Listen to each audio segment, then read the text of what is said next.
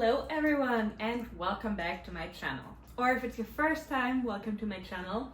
My name is Marlene and I talk about eating disorder recovery and everything related to healing the relationship with your own body, with food and with movement. And today we're going to talk about period recovery. Many people who suffer from an eating disorder lose their period or have their period very irregularly. And before we jump into the topic and I explain to you what you need to do in order to get your period back, let me just name a few key points. First of all, losing your period is not the only sign of the severity of your eating disorder. I made another video before about not feeling sick enough, and a lot of people think, oh, if I'm not losing my period or if I'm still getting it sporadically, I am not sick enough. That is not the case. The period loss happens so differently in individuals. For some people it happens very quickly. Some people are already super deep into their eating disorder and still have their period. So that is really not a sign of the severity. At the same time, and I made another video about that too, if you get your period back, that does not mean that you fully recover. That does not mean that you don't deserve any help. That doesn't mean that you're eating too much now and all the things that your eating disorder is telling you. This is something that's extremely important to me because I know that there are a lot of folks out there who want to get their period back, but there are also a lot of folks out there who are really afraid of getting their period back. And for me, that was the case. Once I got my period back, I felt like I'm not sick enough anymore. My eating disorder was screaming at me. I felt like I don't deserve help anymore, even though I was still struggling. Because as we all know, getting the period back or gaining weight does not mean that you're fully recovered and that you don't deserve help anymore. But let's start with the key points and the things that are necessary to regain your period. Number one is eating enough, eating constantly, and not taking too big of gaps between meals. So that means no fasting, no hour-long waits between meals. And I don't want to scare you. I know that a lot of people oftentimes get anxious and feel like, oh, if I do make a single mistake, if I do make a little mistake, my whole body is out of whack again. If you happen to have one day where there's a little bit more of a gap between meals, that's not necessarily going to throw everything off. It's overall just very important to really eat enough. A lot of people focus on 3 meals and 3 snacks a day and on really getting enough energy in and also showing your body that it's safe. So that means no fasting. That is super important. Fasting can really throw off your hormones. Fasting can throw off your nervous system. It can get cortisol and stress levels to raise. So we really do not want to fast. And on top of that, of course, the eating disorder will definitely take that for their advantage. So we're not fasting, especially in recovery. I personally am not a big fan of fasting overall, but especially in recovery, that is a no-go. You know that I'm not a big fan of sharing numbers on here just because everybody is so different and every recovery is different. A lot of people experience extreme hunger, so those numbers are definitely always a minimum. But scientifically spoken, we say if a person is fully resting, is not exercising, and they're in recovery from an eating disorder, they still need at least 2,500 calories a day, closer to 3,000 or 3,500 to regain their period and to recover overall. Now again, this is really a minimum. I know that a lot of people in extreme hunger eat way more, and that is more than fine. I personally ate so much more in my recovery. I didn't count my calories, but I can assure you it was more. So those 2,500 calories is really just a minimum that the body needs in order to have enough energy. Also, it's really important to eat especially enough fats and carbs. This is something that a lot of people avoid in their eating disorders. Carbs and fats are really important for your body to regulate and for your hormones to regulate again. Also, protein can be important, but I'm not the biggest fan on focusing too much on protein in recovery. Carbs and fats would be my prioritized nutrients when it comes to period recovery. We're also going to talk about vitamins and minerals a little bit later in this video, but just as a baseline, making sure to eat enough overall is already most important.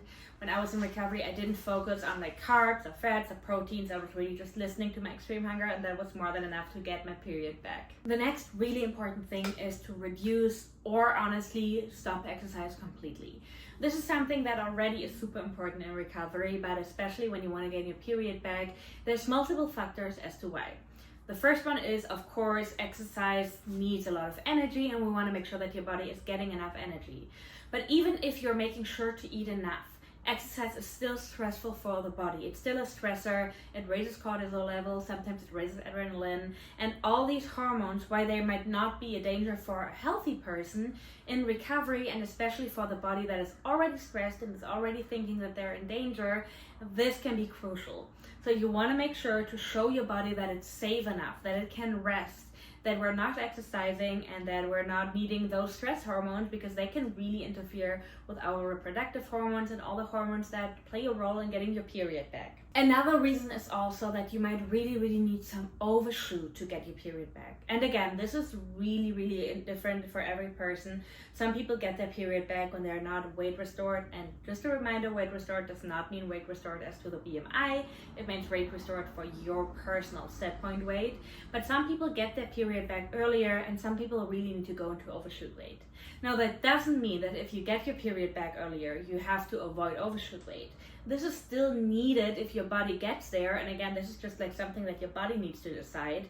This is still needed to repair, but for a lot of people, the body actually needs some extra weight and some extra energy to repair all the hormones and to repair the system so that the period can return. Next point is so much easier said than done, but that is to reduce mental stress.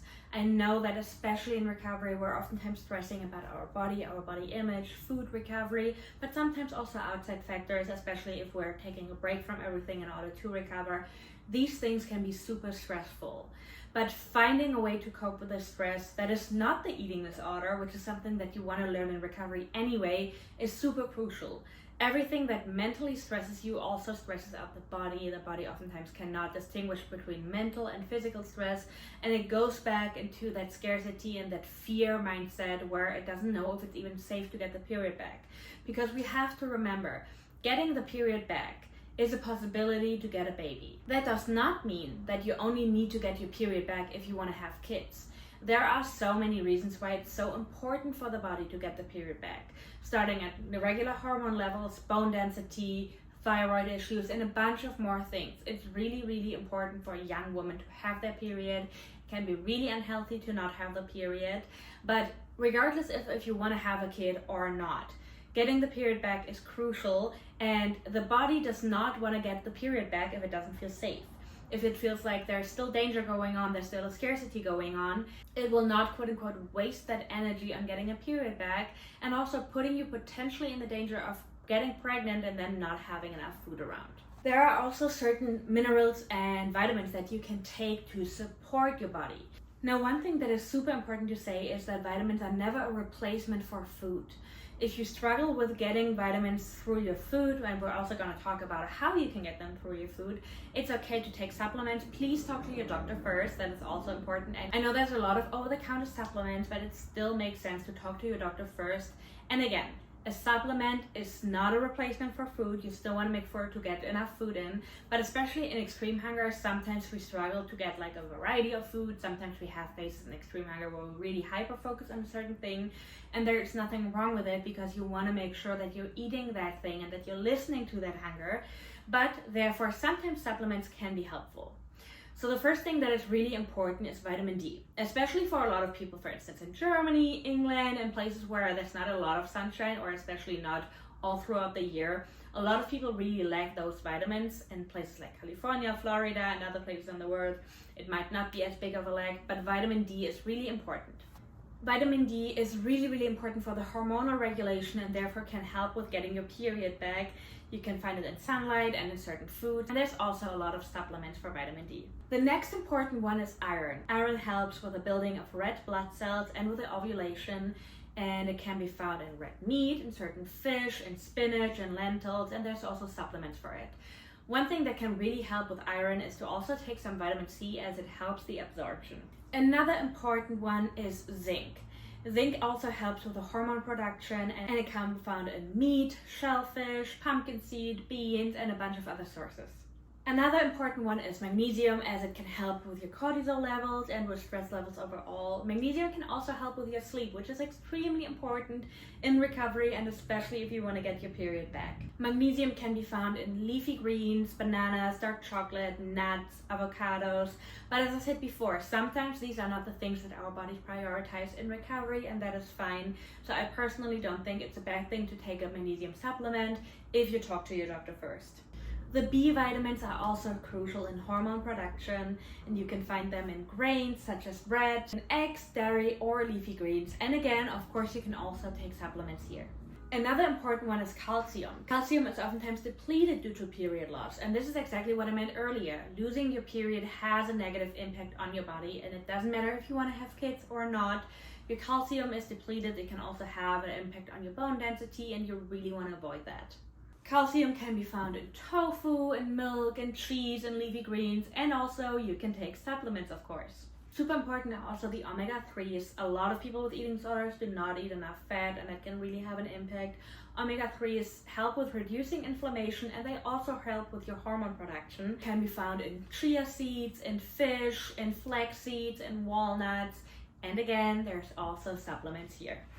Now, as I said before, I know that this can be overwhelming, especially in recovery when you're already still challenging your fear foods or when you are experiencing extreme hunger. So overall, I think it's okay to take certain supplements after talking to your doctor. If you find yourself craving some of the things I was just saying, maybe you can implement them a little bit more in your meal plan. But I also think it's more important to listen to your extreme hunger and to listen to the cravings and to just make sure that you're getting in those things too. Sometimes you're still getting in the things, especially when you're craving a lot of fatty things, a lot of salty things.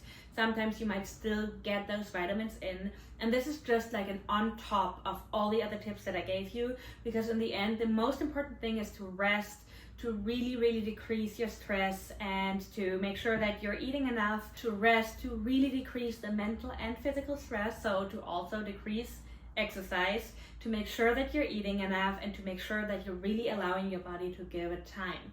Because as I said before, for some people the period comes back very quickly, and for some people it takes more time.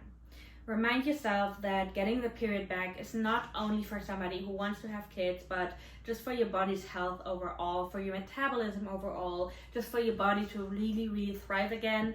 And also, it takes time. Getting your period back does not mean that you're done with recovery or that you don't deserve any further help. It's just a milestone that you want to get to, even though your eating disorder might not like to get there.